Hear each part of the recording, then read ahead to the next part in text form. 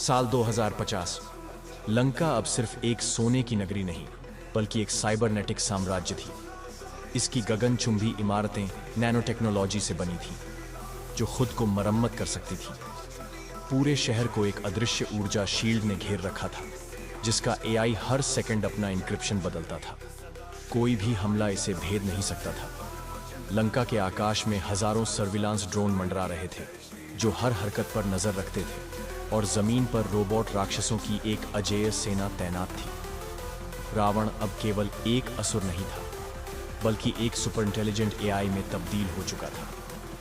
उसके 10 सिर अब 10 सुपर कंप्यूटर थे, जो हर रणनीति का जवाब पहले से जानते थे। उसकी सबसे घातक शक्ति थी एआई संचालित ब्रह्मास्त्र, जो न केवल दुश्मन की हर चाल का पूर्वानुमान लगा सकता था, बल्कि उसका सबसे प्रभावी तोड़ भी निकाल सकता था।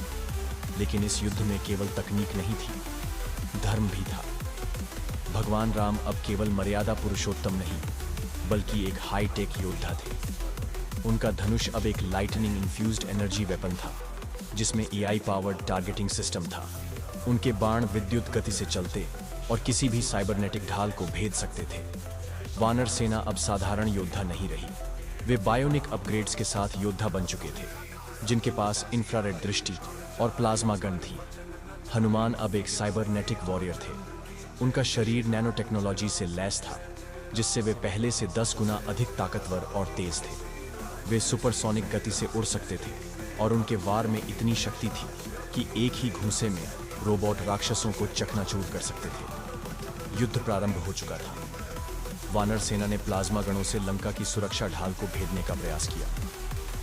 हनुमान ने अपनी सुपरसोनिक गति से लंका में प्रवेश किया और रोबोट सैनिकों का नाश करने लगे। लेकिन तभी मेघनाद सामने आया। अब वह केवल एक योद्धा नहीं था, बल्कि एक ह्यूमन एआई हाइब्रिड में तब्दील हो चुका था। उसकी लेजर गन किसी भी इंसानी योद्धा से तेज थी। युद्ध भयावह था। प्लाज्मा गन और लेजर गनों की चमक से पूरा आकाश लाल हो गया था। लक्ष्मण मेघनाद के खिलाफ उतरे, लेकिन तभी मेघनाद ने एक नैनो टेक्नोलॉजी बाण चलाया, जो लक्ष्मण के शरीर में समा गया। यह बाण एक नैनो बायो वायरस था, जो शरीर को अंदर से नष्ट कर सकता था।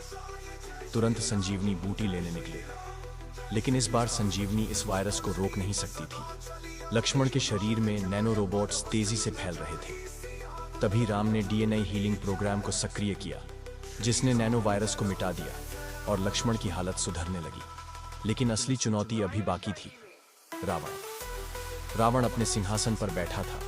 उसका सुपर एआई ब्रह्मास्त्र सक्रिय हो चुका था। जैसे ही राम ने अपना पहला बाण छोड़ा, रावण के एआई सिस्टम ने उसे हवा में ही हैक करके नष्ट कर दिया। राम, तुम मेरी तकनीक को नहीं हरा सकते। रावण की आवाज गूंज उठी। राम मुस्कुराए। उन्होंने एक नया एआई ब्रह्मास्त्र निकाला। यह कोई साधारण हथियार नहीं था, बल्कि एक डेटा डिलीट प्रोग्राम था, जिसे रावण के एआई सिस्टम को मिटाने के लिए तैयार किया गया था। राम ने मंत्र पढ़ा और ब्रह्मास्त्र को रावण पर छोड़ दिया। उसके 10 सिर, जो 10 सुपर कंप्यूटर थे, ब्लू स्क्रीन में बदलने लगे। लंका का सुपर एआई सिस्टम ध्वस्त हो चुका था। रोबोट राक्षस निष्क्रिय हो गए।